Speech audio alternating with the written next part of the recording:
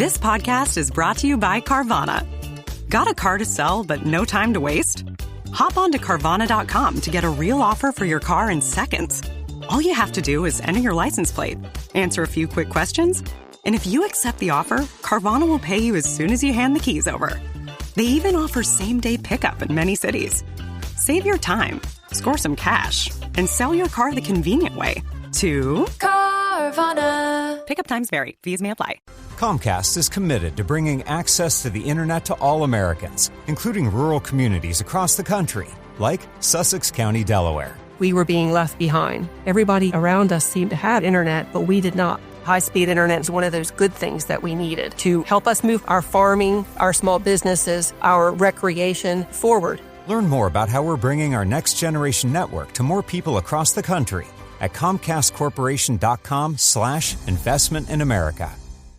Welcome back to True Crime Army. I am your host, Margot, veteran and former active duty JAG, and this is Military Murder, a show where I focus on crimes committed by military members and veterans. Because let's be honest, we all want to be in the know when crimes occur among our community. The last 2 weeks, you have heard my interview with retired Command Sergeant Major Womack, a survivor of the 2003 Camp Pennsylvania attack by one of our very own. Well, today, I am bringing you that case from start to finish. Hopefully, it will help to put everything together in your mind. With that, I want to thank you so much for listening to the show. Please continue to share the show and especially this episode with your friends. And if you feel up to it, make sure you leave a 5-star rating. Additionally, this week only, if you head over to patreon.com/militarymurder, you can listen to this full episode completely ad-free. That's right, no ads. Even if you only sign up for the free tier, you will get absolutely 0 ads. With that, let's get into it. Today, I am telling you the story of Camp Pennsylvania circa 2003. Now, let's dig in. Military Murder is an independent project and is not endorsed by the Department of Defense or any military component. The views expressed are those of the host. The content of this podcast is not meant to be legal or medical advice. Warning, this episode contains graphic details of murder and is not suitable for young listeners. Listener discretion is advised.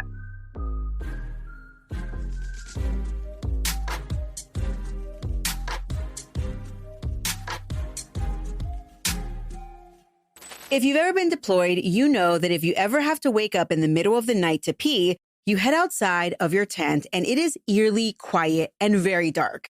Well, that's the setting. It's the dead of night on March 23rd, 2003. We're at Camp Pennsylvania, a forward station base in the Kuwaiti desert, just 25 miles south of the Iraqi border. The U.S. invasion of Iraq is just 3 days old, and the 101st Airborne Division is camped here. They're poised to join the fight.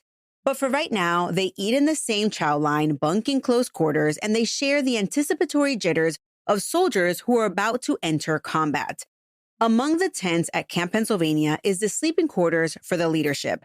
It's a large sand-colored tent, and this is where the commander, Colonel Frederick Ben Hodges, is sleeping. His senior enlisted advisor, Command Sergeant Major Bart Womack, is up late, as we heard. He's getting ready to fill his magazines with ammunition as he's watching Tiger Woods on TV. And near him in the tent is the executive officer, Major Romaine. Before I delve into the attack itself, I do want to talk about the 2 men at the center of this story, the victims, and their lives were brutally cut short. Captain Christopher Seife, just 27 years old, was the brigade's assistant S2, and S2 means intelligence, so he was an intelligence officer. He hailed from Easton, Pennsylvania, and Chris Seife was an Army brat turned Army officer. He joined ROTC in college and earned a history degree before commissioning as an infantry lieutenant. After serving in Germany and even serving during a peacekeeping stint in Kosovo, he switched his career field to military intel, bringing his analytical mind to the 101st Airborne. Colleagues said that Seife was like a sponge in terms of information. He wore the emotion of loving the Army on his sleeve. He always had a smile on his face. At Camp Pennsylvania, he spent long hours poring over maps and enemy intel, and he was preparing the brigade for war. Despite the stress, though, he remained upbeat and dedicated. He was also a family man. He'd married his college sweetheart, Teresa, and the couple had a 4-month-old baby boy back home. Captain Seife's future was bright. He was the kind of officer who took care of his soldiers and loved what he did. Major Gregory Stone was 40 years old. He was an Air Force officer attached to the 101st. Major Stone was a member of the Idaho Air National Guard, serving as an air liaison officer with the brigade. His job was to coordinate air support for the Army troops, linking ground forces with the Air Force's firepower. By March of 2003, Greg Stone was a seasoned officer and a beloved leader. He had a fiancée named Tammy waiting for him to come home, and he was a father to 2 young boys. Stone was known as steady under pressure, exactly the kind of officer that you want in a war zone, helping guide close air support. As the 101st prepared to cross into Iraq, Stone would have been the key to calling in airstrikes to protect the troops on the ground. These 2 men, Captain Seife and Major Stone, were not just names on a roster. They were husbands, fathers, and leaders respected and loved by those who served with them. But on this night, Seife is likely asleep in the command tent or just nearby, and Stone, he's probably wrapping up some plans or he's also resting after a long day. Neither, however, have any idea what's about to happen. They believe, like everyone else, that if danger exists, it lies beyond the camp's perimeter. Tragically, though, they're wrong. Shortly after 1 a.m., most of Camp Pennsylvania is quiet when suddenly Command Sergeant Major Womack sees an incendiary grenade roll right in front of him in his tent. Both he and Major Ken Romaine lock eyes as they blink in disbelief. Then it's lights out. The generator that powers the camp's floodlights and tents is abruptly shut down. Quote, "I knew we were in the land of not quite right," Womack said, and he was describing how surreal the moment felt. He lunges to wake Colonel Hodges up, who's the brigade commander, and he's fast asleep in the back of the tent. Before Hodges can even fully comprehend what the heck is going on, a grenade detonates with a blinding flash. The command tent is ripped by the blast. Shrapnel tears through Mav's canvas and flesh. In an instant, the air is filled with smoke and the groans of shouts of people wondering what the heck is happening. And just like that, it was pitch black, and the tent was filled with smoke. Womack manages to shove Colonel Hodges towards the tent exit. They plan to make a run for it, but as Womack dashes out ahead, he loses sight of Hodges in the choking smoke. A second grenade goes off, the concussion knocking Hodges right off of his feet and blasting him back inside the tent. In the confusion, Womack hears a gunshot. He knows, as he told us, it's the XO. Major Romaine has been shot. Womack reaches for his sidearm, but like many others on base, he isn't carrying ammunition in the secure camp. He's effectively unarmed in the darkness. Outside the tent, Womack recalls that it's eerily quiet, despite what has just happened inside his tent. And then boom, all of a sudden, more grenades explode in 2 other tents where soldiers are sleeping. Within seconds, 4 grenades have been thrown into 3 different tents, and it's clearly a coordinated ambush.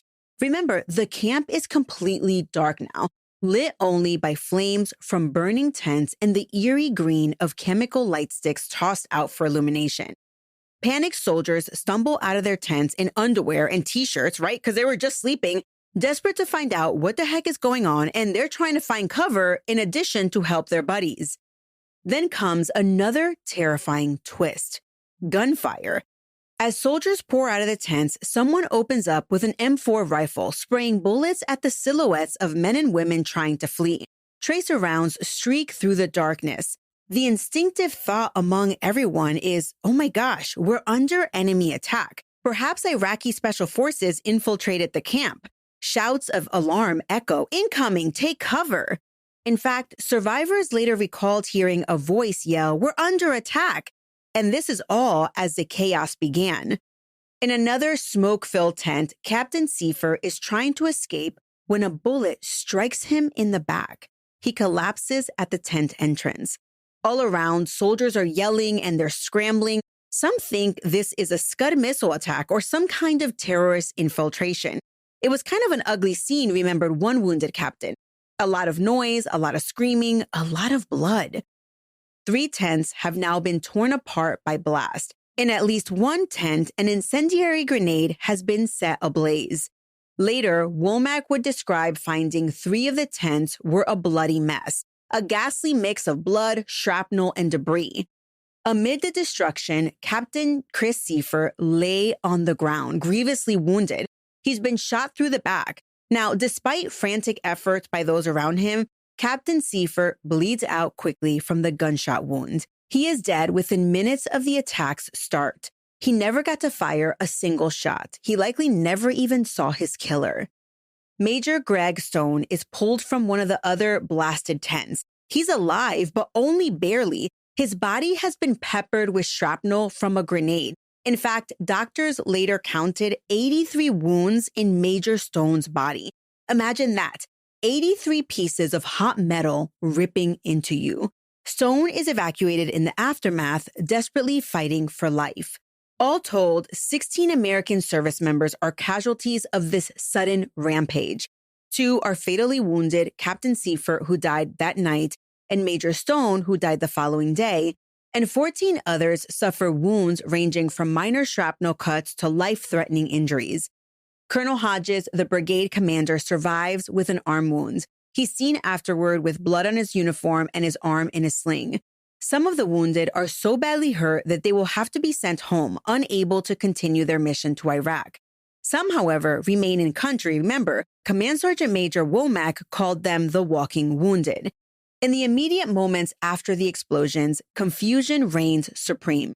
Soldiers are yelling orders, there's questions, flying into the darkness. Is the camp under external attack? Could Iraqi commandos or terrorists have literally slipped into the perimeter? Remember, Command Sergeant Major Womack actually told us that he began to wonder if the perimeter security troops had actually fallen asleep on the job, because the idea of an insider, one of their very own, being responsible is so unthinkable that many don't even consider it at first. As one Army spokesman later put it, when someone's firing at you, you know who the enemy is. When they're standing in the chow line with you, it's hard to recognize. The shock of this kind of betrayal dealt a detrimental effect to morale. Soldiers are trained to trust their comrades beside them with their lives. Now, that trust was shattered.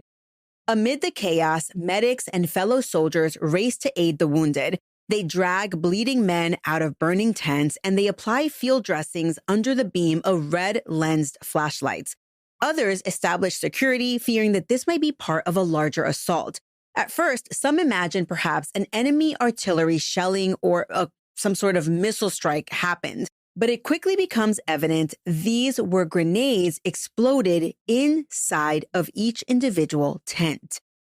But listen, before I continue, let's talk about the British Air Force Tornado that was shot down that night.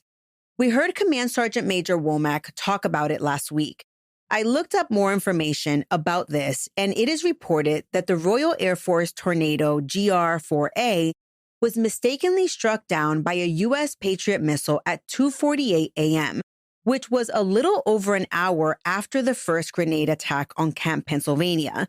The investigation into that friendly fire incident does not mention the Camp Pennsylvania attack, but I'm going to circle back to this investigation at the end of this episode to close the loop. I did want to mention it here because I remember that Command Sergeant Major Womack and I spoke about it.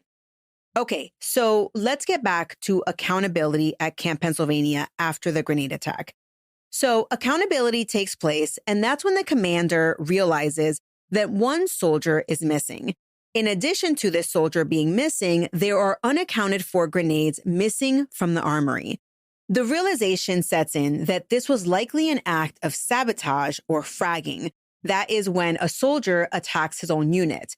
Fragging is the Vietnam-era term for soldiers killing their superiors with fragmentation grenades, and it's something almost unheard of in the modern army. As the troops form up in the darkness, one name echoes without answer: Sergeant Hasan Akbar. He's an electrician and mechanic, a combat engineer from Alpha Company 326 Engineer Battalion, and he's attached to the brigade. Akbar is unaccounted for, and in the chaos, nobody had noticed exactly where he was. Now, as the pieces come together, he's the lone soldier unaccounted for. At the same time, someone reports that earlier that night, Akbar had been on guard duty at a weapons storage Humvee, and after he was relieved, a cache of grenades was found missing. Military police recover a crucial clue: fingerprints on the handle of the camp's main generator, which had been tampered with and switched off just moments before the attack. Now, let's put a pin in these fingerprints, but I will mention this now. Much later, those fingerprints would come back as a match to the fingerprints of Sergeant Akbar. Once leadership realizes that Akbar is missing, they begin searching. Command Sergeant Major Womack later described the chilling dilemma. The easy part was realizing, okay, one of our guys is missing. But the hard part is, how do we tell the other 4,000 people on the camp that we're looking for one of our own, wearing the same exact uniform as us? They don't want terrified, angry soldiers accidentally shooting each other in confusion. So Womack and the remaining commanders impose order. They set up guards on ammo depots to prevent anyone else from arming up without permission. They establish a password system at checkpoints so no one triggers a friendly fire incident re-entering a tent, right? Meanwhile, a small team quietly fans out to hunt for Akbar within the perimeter. Now, I want to draw your attention back to what Command Sergeant Major Womack told us.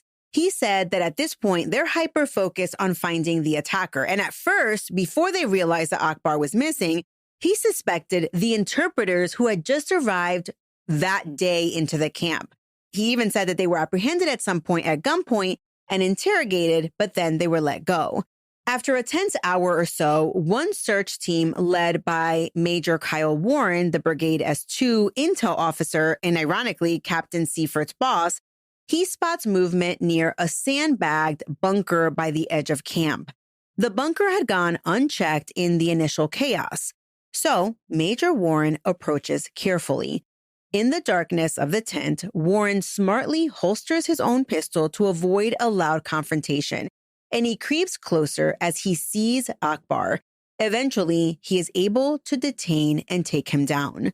Akbar does not fight, nor does he resist. He seems almost like dazed, but he is carrying his M4 assigned weapon. As Womack later put it, Akbar had no idea that we were looking for him. There's something that turns a person on to do an attack like this, and then there's something that turns them off. He was now in off mode. It's roughly 2:00 in the morning when military police formally detain Sergeant Hasan Akbar. Soldiers who moments ago were tending to bleeding friends now are staring face to face with Akbar, and they are stunned. They want to whoop his ass.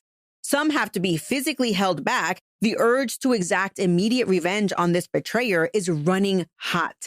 But the officers and Command Sergeant Major Womack maintain discipline. They need Akbar alive to answer for what he's done. As he's being led away in handcuffs, Akbar reportedly speaks, offering a glimpse of his twisted rationale.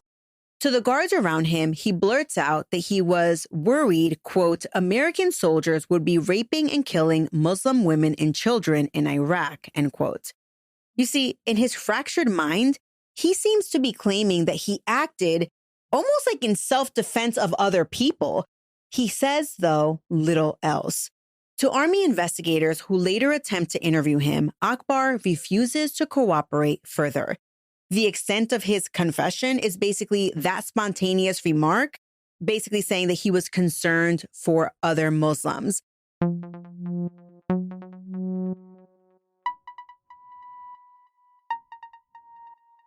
The #1 selling product of its kind with over 20 years of research and innovation. Botox Cosmetic, out of botulinum toxin A, is a prescription medicine used to temporarily make moderate to severe frown lines, crow's feet, and forehead lines look better in adults. Effects of Botox Cosmetic may spread hours to weeks after injection, causing serious symptoms. Alert your doctor right away as difficulty swallowing, speaking, breathing, eye problems, or muscle weakness may be a sign of a life-threatening condition. Patients with these conditions before injection are at highest risk. Don't receive Botox Cosmetic if you have a skin infection. Side effects may include allergic reactions, injection site pain, headache, eyebrow and eyelid drooping, and eyelid swelling. Allergic reactions can include rash, welts, asthma symptoms, and dizziness. Tell your doctor about medical history, muscle or nerve conditions including ALS or Lou Gehrig's disease, myasthenia gravis, or Lambert-Eaton syndrome and medications, including botulinum toxins, as these may increase the risk of serious side effects. For full safety information, visit BotoxCosmetic.com or call 877-351-0300. See for yourself at BotoxCosmetic.com.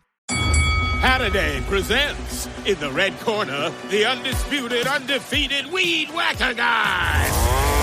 Champion of hurling grass and pollen everywhere. And in the blue corner, the challenger, extra strength Saturday. Eye drops that work all day to prevent the release of histamines that cause itchy allergy eyes. And the winner by knockout is Saturday.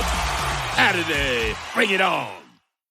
So, who is Sergeant Hasan Akbar? Hasan Akbar was not an enemy infiltrator sneaking in from outside the perimeter.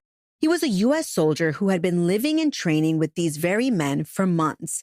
At 32 years old, Akbar, who was born Mark Fidel Cools, was a sergeant and a combat engineer in the division. Akbar's story begins in the inner city of Los Angeles, California, where he grew up. He was born in 1971 as Mark Cools. He was raised from a young age as a Muslim convert. His father had converted to Islam in prison, apparently on some gang-related charges. He had taken the surname Akbar, and his mother followed suit, eventually changing Mark's name to Hasan Kareem Akbar when he was just a child. By all accounts, young Hasan was very bright. He was an honor student at Locke High School in LA, and he was devout in his faith, praying regularly at a local mosque. He was the first in his family to go to college, and he attended the University of California, Davis in 1988. College, however, was a bit of a struggle. It took Akbar a whopping 9 years to graduate from UC Davis. Eventually, though, in 1997, he did earn dual degrees in aeronautical and mechanical engineering. And while it took him a little bit of time, the types of degrees that he obtained speak to his intellect. You don't just complete engineering majors without, being kind of smart. But socially and emotionally, things were a little bit rockier. Akbar participated in Army ROTC during college, but he didn't complete the program. And then after obtaining his degrees, Akbar apparently had a load of student debt, and so he enlisted in the Army in 1998. As a soldier, Akbar's record was just basically average. He was assigned as a combat engineer, basically the guys who handle construction, demolitions, and electrical work, and he eventually rose to the rank of E5, sergeant.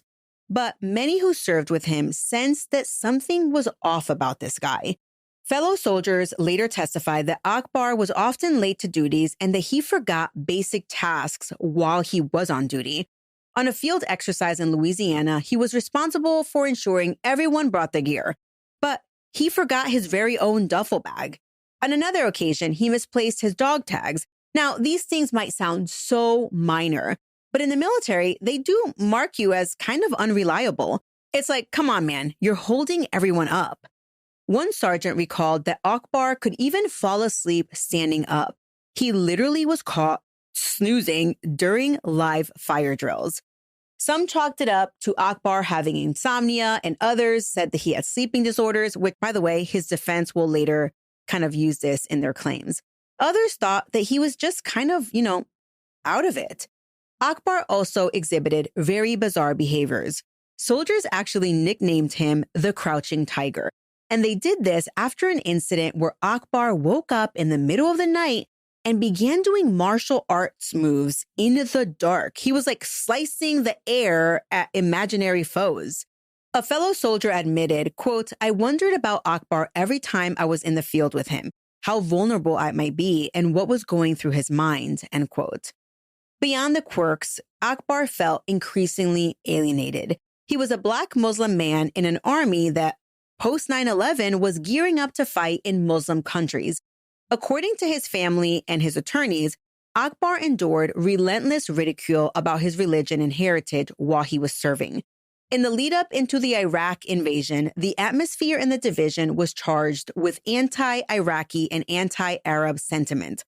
Soldiers at Camp Pennsylvania, many of whom would soon be fighting Iraqi troops, often used derogatory slurs like raghead and towelhead to refer to the enemy.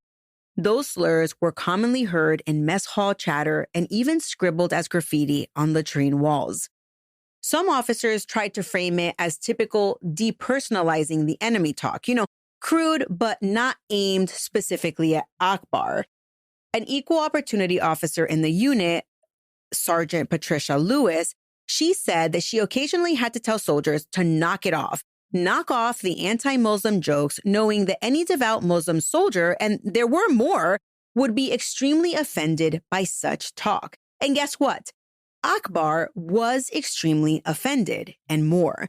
He grew fearful, apparently, and he grew paranoid. At Fort Campbell, before he deployed, Akbar actually told an NCO that he was worried by rumors that he'd heard. You see, one night he called Staff Sergeant Billy Rogers very upset. He asked if it was true that the U.S. was going to rape and plunder Muslim women once they invaded Iraq. Rogers had to tell him that these were wild stories circulating and that they were fake news, just bravado and nonsense among soldiers. He called it soldier talk. But to Akbar, they sounded like confirmation of his worst fears, that he was being asked to partake in something monstrous against people of his own faith. His superiors sensed Akbar was conflicted about fighting Muslims. In fact, some officers debated whether Akbar should deploy to Kuwait at all, precisely because of his religion, and it was evident that they saw this erratic behavior. In one startling account, a platoon sergeant was trying to test Akbar's loyalty by straight up confronting him, but also by using derogatory terms. A sergeant first class pulled Akbar into his office and demanded, quote, "What would you do if you came over a ridge and saw a raghead? Would you kill him?" That phrasing, right, using a slur, must have been jarring to the listener, which was Akbar. Akbar's response was chillingly cryptic. He said, quote, "It would depend on what kind of jihad I was on," end quote. That answer, evasive and referring to holy war, definitely raised eyebrows. It wasn't, of course, yes, Sergeant, I'm going to do my duty. It was more like Akbar indicating his actions might depend on his personal interpretation of faith and mission. Which, I don't know, kind of a red flag. But in the end, despite misgivings and, not really trusting the guy, no one removed Akbar from the deployment. He shipped out with the unit to Kuwait. Some, in retrospect, they hoped that maybe he would straighten up in a combat zone. Others just, crossed their fingers that he wouldn't cause any type of trouble. But as we know, inside Akbar's mind, a storm was brewing. Evidence later revealed just how deep Akbar's resentment and radicalization ran. Investigators later found Akbar's diary, and it was a goldmine of red flags. In one entry dated February 23, 2002, which was a full year before the attack, Akbar wrote that he believed if he stayed in the army, it would, quote, eventually lead him to prison. And he admitted, "I already want to kill several of them," end quote. Think about that. A U.S. soldier writing in cold blood that he wants to kill his fellow soldiers long before any shots were fired.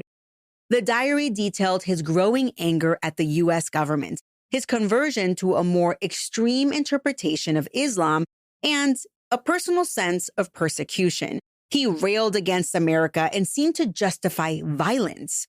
All of this would later come out at his trial, but in March of 2003, no one in his chain of command had read those diary pages. They only saw glimpses of his bitterness.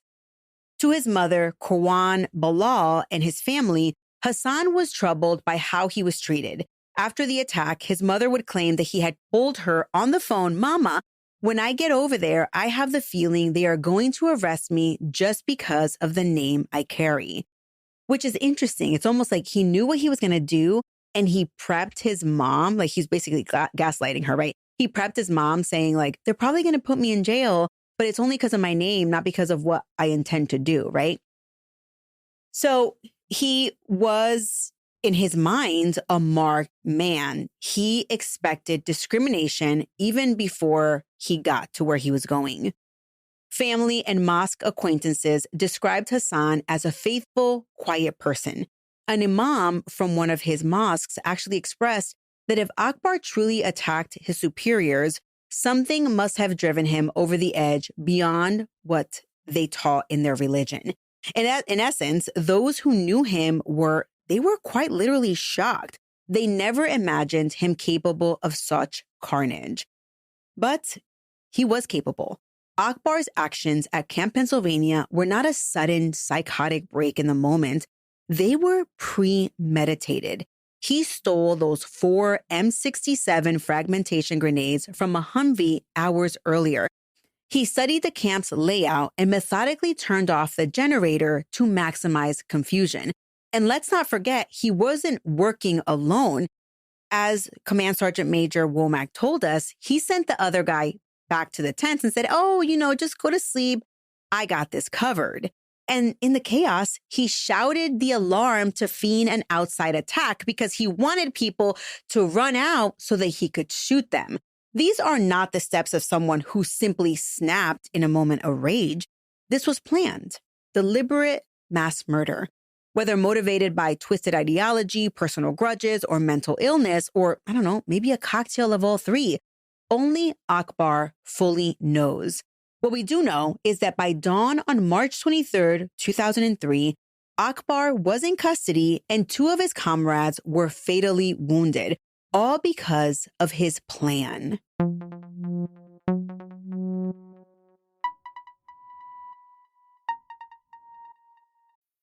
Get ready for back to school with H&M. From mix and match basics to new denim styles, find their favorites for in and out of the classroom at your nearest H&M and on hm.com. Your burger is served, and this is our finest Pepsi Zero Sugar.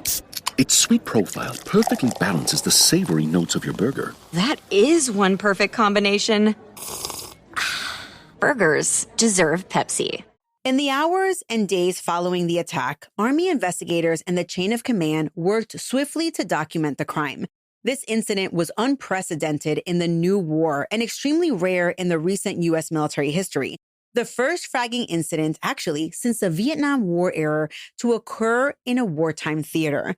The Army's Criminal Investigative Division, Army CID, they gathered evidence on site in Kuwait, and they had plenty.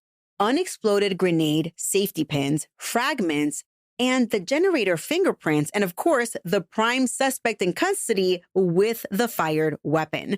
Fellow soldiers gave statements recounting what they saw and heard. The official motive remained somewhat elusive. Initially, military spokesmen cautiously suggested a motive. The motive in the attack most likely was resentment. And that was said by Army spokesman Max Blumenfeld, and that was said the day after the attack, right? So we don't know what the motive was, but this was what was stated within 24 hours. So let's think about it. Resentment, a simple word that in this case might encompass many grievances. Resentment of superiors, resentment of perceived mistreatment, resentment of being forced to fight fellow Muslims. The shock rippled back home. News broke in the U.S. that a soldier had been arrested for a deadly grenade attack on his own unit. Families of troops in Kuwait, they were horrified and they were desperate for information. Like they were trying to get a hold of their loved ones. 2 American families, meanwhile, received the worst news. They learned that their loved ones had been killed in action, not by enemy fire, but by a fellow American. Captain Seifert's parents in Pennsylvania, they were stunned. He had just spoken to them days earlier. Major Stone's fiancé and children, they had to come to grips with his loss and the cruel manner of how he was lost. The military flew Akbar back to the United States to face justice. Initially, he was confined at Fort Campbell, Kentucky, home of the 101st, and then he was moved to a more secure location. The case was sensitive and it had to be handled carefully. An insider attack could theoretically be considered treason or even terrorism. However, the Army chose to prosecute it as a straightforward murder and attempted murder under military law. They convened a general court-martial for Sergeant Hasan Akbar, and they were seeking the death penalty. It would take 2 full years for the court-martial to begin. And during that time, Akbar was held in a military prison and he underwent mental evaluation. There was speculation about his mental state. Was he insane or did he know exactly what he was doing? His defense team prepared to argue that he suffered from severe mental illness. Indeed, at trial, they would present evidence that Akbar had long-standing psychiatric problems. Paranoia, check. Depression, check. Insomnia, check. You name it, check. But the prosecution had that diary, and they also had a pile of physical evidence. You see, this wouldn't be an easy case for the defense. Interestingly, early on, Akbar's mother, she was like an advocate for her son in this case. She maintained his innocence. She told reporters that she feared her son was accused only because he was a Muslim and that he wouldn't try to take nobody's life. He's not like that, she said. She recounted that Akbar had told her the only thing he was going to do in the war was blow up bridges, because he was an engineer. He never said he was going to hurt anyone directly. But as evidence mounted, even family had to accept that Hasan had indeed done this terrible thing. The question remained was why? And what do we do with this guy now? Let's fast forward to April of 2005. And by the way, there is an incident that happens right before his court-martial, but I'm going to tell you all of that at the end. It's called the scissor incident. Okay, but let's fast forward to April 2005. At Fort Bragg, North Carolina, a general court-martial is assembled for one of the most significant trials of the Iraq War era. Sergeant Hasan Akbar stands trial before a panel of 15 senior officers and non-commissioned officers. The charges are 2 counts of premeditated murder and 3 counts of attempted premeditated murder, aligning with the 2 dead and 3 of the 14 wounded. Why they didn't charge all 14 as attempted premeditated murder, I do not know, but I'm assuming that the 3 that were charged as attempted premeditated murder was because they were very close to dying. All right, so this is a capital case, meaning that the death penalty is on the table. Over several weeks, the court-martial panel heard harrowing testimony. Survivors of the attack recounted waking up to fire and shrapnel, hearing a voice shout, "We're under attack," which, by the way, was the perpetrator, and then realizing that it was Akbar who had shouted it. Captain, now Major Terrence Bacon, who was wounded by a grenade shrapnel, testified to basically saying that there was a lot of noise, a lot of screaming, a lot of blood in the command tent, and he painted a picture of the carnage that Akbar caused. The prosecution also presented the physical evidence: Akbar's rifle, ballistics tying its bullets to the wounds of the victims, the generator that he tampered with, and those damning fingerprints. Perhaps, though, most powerful is Akbar's own journal. Those are his personal thoughts. What he thinks will never come to light comes to light at this court-martial. Military prosecutors read from his diary entries, his musings about jihad, his anger at the U.S. government, and that chilling line from a year prior about wanting to kill his own comrades. The prosecution argues that this was not an act of sudden passion or self-defense of himself or others or whatever, but a premeditated betrayal fueled by extremist ideology and personal vendetta. In their words, it was one of the most egregious offenses in modern military history. An American soldier drawing first blood on his comrades at the outset of a war. The defense, led by military attorneys, did not try to claim that Akbar was innocent. The evidence was far too overwhelming. Instead, they mounted a mitigation defense, essentially trying to say why Akbar did what he did and why he should be spared the death penalty. They brought up his troubled upbringing. Witnesses described how Akbar and his siblings endured physical and even sexual abuse as children. They outlined his mental health struggles, how he exhibited paranoia and irrational behavior. Hey, let's not forget about him karate chopping air in the middle of the night. They also talk about how he hardly slept for days on end leading up to the attack. An Army psychiatrist testified that Akbar had a severe personality disorder. The defense suggested that under the stress of the impending combat against fellow Muslims, Akbar simply snapped. He experienced a psychological breakdown. One of their key points was that he had expressed fear and confusion about the war, as evidenced by his questions about the atrocities and his being teased about his faith. Remember, when he was still back at Fort Campbell, he asked, like, hey, is this really going to happen? And they were kind of like, no, this is all just bravado and all that jazz. But the prosecution countered the defense hard. They highlighted how calculated the act was and how Akbar's own writings showed that he was not insane, but intentional. A major point of contention is motive. Was this terrorism? Was this treason? Or was this simply a personal act of murder? The military never charged Akbar with treason or any terrorism statute, likely because there was no evidence that he was following orders from an enemy. He wasn't part of Al-Qaeda or any foreign group. He was a lone wolf of sorts. He had never even communicated with people online. And remember, it's 2003. It's still the early days of the internet. Kind of early-ish, I guess. In fact, let's talk about this a little bit more. This enemy, right? Was he a lone wolf or was he communicating with the enemy? An army letter later noted that there was no evidence that this attack was inspired by a foreign terrorist organization or that Sergeant Akbar was in communication with an enemy entity at all. So legally, this was handled as murder within the UCMJ, within the military justice system, right? Once all the evidence was presented, the case was given to the jury. They considered the facts and they returned a guilty verdict. And just to be clear, he was convicted of 2 specifications of premeditated murder and 3 specifications of attempted premeditated murder. As we know, if you've been listening to my show, court-martials are quickly followed from verdict to sentencing, and sentencing followed immediately. I've already provided you much of the sentencing evidence above with regards to the matters in aggravation and the matters in mitigation. But during the defense's opportunity to present evidence, Hasan Akbar actually makes an unsworn statement in open court. After weeks of gruesome testimony and after many of the wounded victims testified with visible anger and pain, this was Akbar's one chance to address the panel that would ultimately decide his fate. Akbar spoke quietly, so softly, in fact, that people strained to hear what he was saying.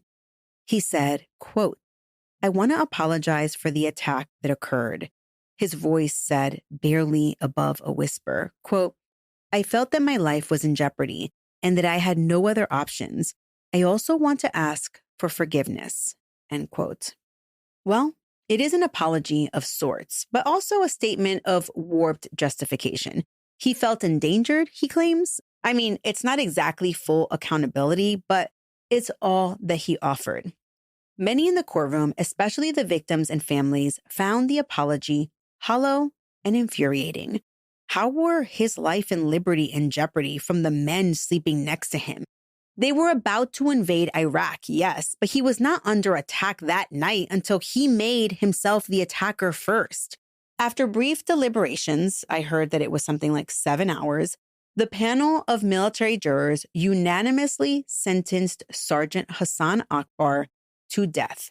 And that was for the murders of Christopher Seife and Gregory Stone. Akbar became the first American soldier since the Vietnam War to be convicted of killing fellow soldiers during wartime, which, is an infamous distinction. And he's now one of a very small number of U.S. service members on military death row.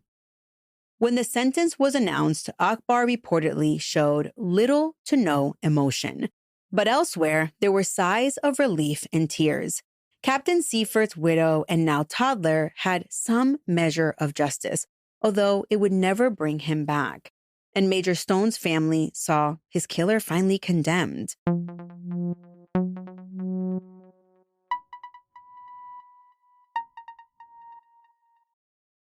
This episode is brought to you by LifeLock. When you visit the doctor, you probably hand over your insurance, your ID, and contact details. It's just one of the many places that has your personal info. And if any of them accidentally expose it, you could be at risk for identity theft. LifeLock monitors millions of data points a second. If you become a victim, they'll fix it, guaranteed, or your money back. Save up to 40% your first year at LifeLock.com/podcast. Terms apply. Now, I didn't mention this earlier because it had not come up during trial, but let me tell you about the scissor attack. Yes, there was a scissor attack. So on May 30th, 2005, during a pretrial hearing and 7 days before the start of this trial, Akbar's trial, Akbar had apparently snuck something into his hands while traversing from one location to the next. I did read that he got this from a JAG. I don't know whether it was his defense attorney or from the prosecution. I'm assuming it's defense, but who knows? Anyway, so he was able to sneak something off of a desk. He was then being escorted by some military police officers, but nonetheless, no one saw him sneak this item, right? When all of a sudden, Akbar told an MP that he needed to use the restroom. So, letting him use the restroom, they removed his restraints. And that's when Akbar, no kidding, attacked the MP with a pair of scissors. And these weren't like baby scissors. They were described in the appellate opinion as 12-inch scissors. Akbar stabbed the MP in the neck, and then he tried to grab the MP's firearm, but thankfully he was subdued by another MP. This incident was not allowed to be discussed during the death penalty court-martial, but it is still crazy to hear that something like this could happen. And holy smokes, my jaw is on the ground. And by the way, I did read in the appellate opinion that the defense did not request like a delay in the start of trial. And it was probably because they didn't want the government to be able to tack on an additional charge, because that is insane. I mean, you have a guy who committed this crazy grenade attack, and now he's committing another attack right before his trial. I do want to point out that that MP did survive the attack. And to be honest, I'm not sure if they ever brought further charges against Hasan Akbar with regards to that MP attack. So I don't know. I mean, he got the death penalty, and so there he is, but I don't know whether they ever did anything about that specific attack. After the court-martial, Hasan Akbar was transported to the U.S. disciplinary barracks at Fort Leavenworth, Kansas, which is the military's maximum security prison, and that is where death row is housed. There, he joined a small group of convicted murderers awaiting a fate that, in truth, might never be carried out. In the U.S. military justice system, a death sentence triggers an automatic, lengthy appeals process, and Akbar's case was no exception. Over the next decade, his case wound its way through appellate courts. In July of 2012, the Army Court of Criminal Appeals affirmed his conviction and the sentence. Akbar's defense team appealed even further, raising numerous issues. They argued that his original attorneys were ineffective. They claimed that the trial court didn't fully explore his mental health history. His attorneys didn't. For example, they claimed that the abuse he suffered as a child, which might have swayed the jury to spare his life, wasn't drawn out for the members. In the appeal, the appellate defense also pointed out irregularities, such as the fact that one juror who allegedly said, quote, "someone like Akbar should be shot and killed," end quote. He said this before the trial, and that juror was not excused, which, of course, is a sign of possible bias. The appeals went through the U.S. Court of Appeals for the Armed Forces, CAF, which is the military's highest court, by the way. And in August of 2015, CAF upheld Akbar's death sentence. Finally, Akbar petitioned the Supreme Court, and in 2016, the Supreme Court declined to hear the case, letting the conviction and sentence stand. With that, Hasan Akbar had exhausted his direct appeals. As of today, 22 years after the attack, he remains on death row at Fort Leavenworth, identified as inmate Hasan K. Akbar, prisoner number, maybe just a sequence, but known to all as the grenade attacker. He's now in his mid-50s, and he spends 23 hours a day in a cell. Only the President of the United States can approve the execution of a military prisoner. And so far, no president has done so in Akbar's case. In fact, no U.S. service member has been executed in over 6 decades. Akbar is one of only 4 remaining on military's death row. Others include the Fort Hood shooter Nidal Hasan and 2 older cases of rape and murder from the 1980s. And I've covered 3 of the 4 cases so far. Their executions are not imminent, so Akbar continues to live out his days in confinement. In the years since 2003, the Camp Pennsylvania attack has left a legacy of grief, lessons, and, lingering controversy. The Army initially was reluctant to draw too much attention to this incident, which, of course, they thought could damage morale and public support. Eventually, though, they did recognize its broader implications. This was an insider attack before that term became sadly familiar in later years of the Iraq and Afghanistan wars. And if you're familiar with those insider attacks, that's where trainees would turn on U.S. advisors occasionally. This case has forced commanders to think about screening troops for extreme views or mental instability, especially if they have already expressed some sort of sympathy with enemy ideology.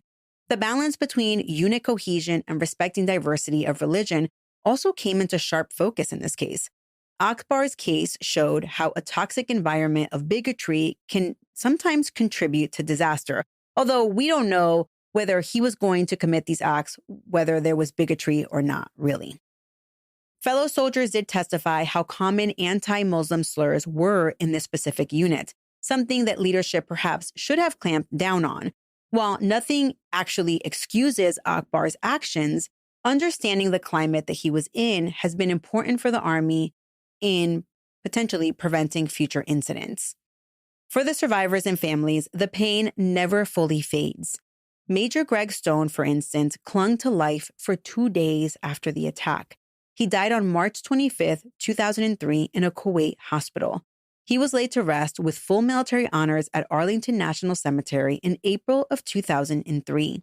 His fiancée Tammy and his sons had to go on without him, always wondering why. Why him? Captain Chris Seife was brought home to Pennsylvania. He was buried in his hometown, survived by his wife Teresa and their infant son. Teresa Seife, now a young widow, had to navigate life as a single mom, forever missing her husband who was killed by someone who should have had his back.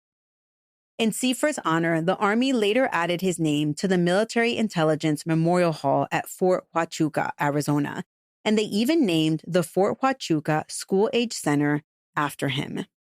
Among the 14 survivors and those who were wounded, most eventually recovered, though some had lifelong scars. Colonel, later General Hodges, carried shrapnel in his arm, but went on to continue a distinguished career.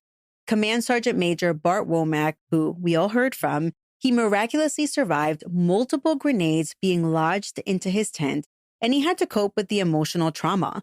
Womack said, quote, "God wanted me here to tell the story," end quote.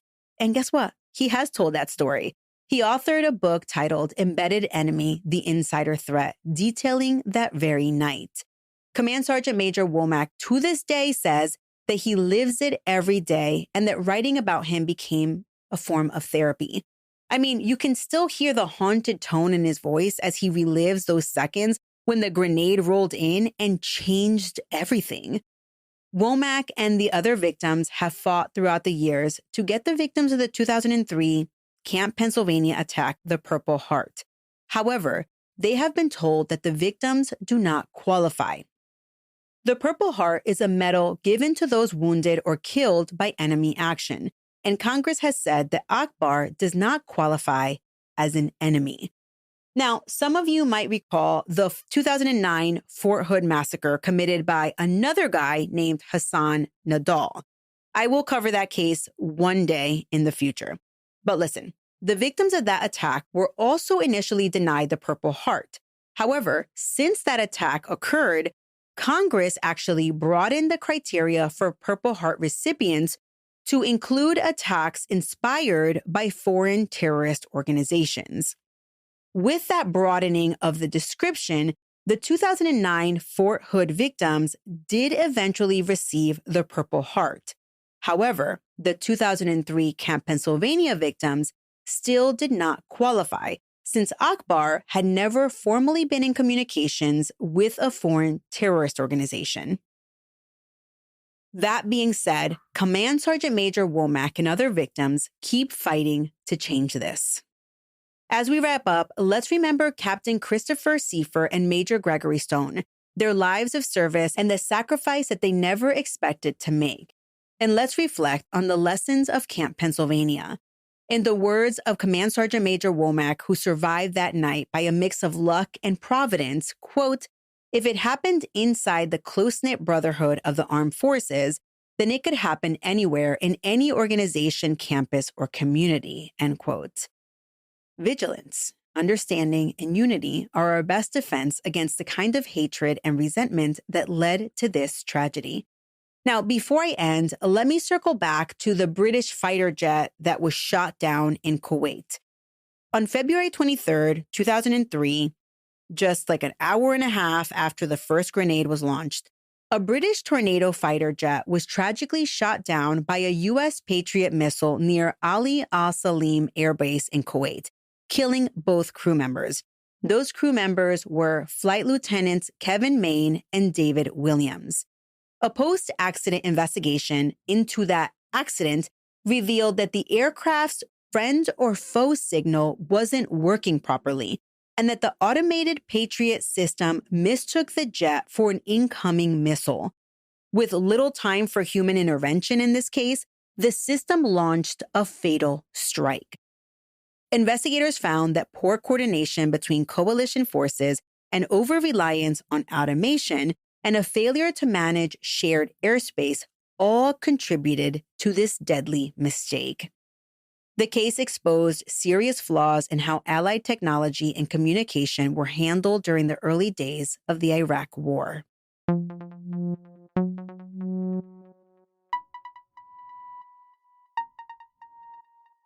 All right, True Crime Army, thank you so much for sticking with me throughout the last few weeks as I covered Camp Pennsylvania. You might actually recall me mentioning this case back in the day when I covered the Esposito Allen case from Fob Danger. And actually, I remember I did a 2-part episode on this case on my TikTok back in, I believe it was the summer of 22. All right, this case is one where the perpetrator is one of 4 guys on military death row. And now I have officially covered 3 of the 4 death row cases. There is only one case for me to cover next, and that is Nidal Hasan. And I will get to it, but it is going to take time. If you're interested in listening to more cases, however, in the meantime that I have in the vault, join my Patreon at patreon.com/militarymurder, where for as little as $5, you can access over 50 full-length episodes right now. So if you're getting ready to PCS and you're road tripping, make sure you sign up for Patreon because you can have every single episode that I've ever covered, plus 50 more completely ad-free. My sources for this episode include various appellate court opinions, the book Embedded Enemy by Bart Womack, and various articles which covered this case right when it was happening. Military Murder is a Mama Margot production. The music was created by Tyops.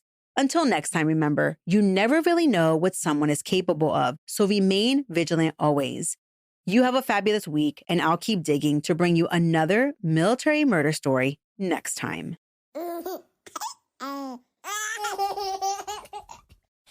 Mama's working on her podcast.